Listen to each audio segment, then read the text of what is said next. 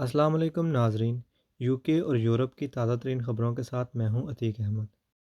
تو ابھی میں آپ کے ساتھ ایک بہت ہی اہم خبر شیئر کرنے والا ہوں جو پاکستان کو ریڈ لسٹ سے نکالنے سے متعلق ہے، جو یو کے نے پاکستان کو اپنی ریڈ لسٹ میں ڈالا ہوا ہے۔ اور کافی سارے نیوز چینلز جو ہیں وہ لوگوں کو یہ غلط امید دلا رہے ہیں، ان کو دلاسے دے رہے ہیں کہ پاکستان نکل جائے گا اس دفعہ پھر سے۔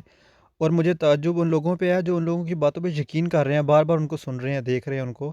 تو جب کہ میں آپ کو یہ بتا رہا ہوں کہ اگر پاکستان 26 کو نکل جاتا ہے تو یہ ایک میریکل سے کم نہیں ہے، جب کہ ایسی کوئی بھی انفارمیشن ابھی تک میرے پاس نہیں ہے، کیونکہ جو یو کے گورنمنٹ ہے وہ ابھی تک کنونس نہیں ہوئی اس بات پہ کہ پاکستان میں یہ شرح کم ہوئی ہے یا پھر ان کے جو سسٹم ہے وہ ٹھیک ہے، وہ صحیح سے کام کر رہا ہے۔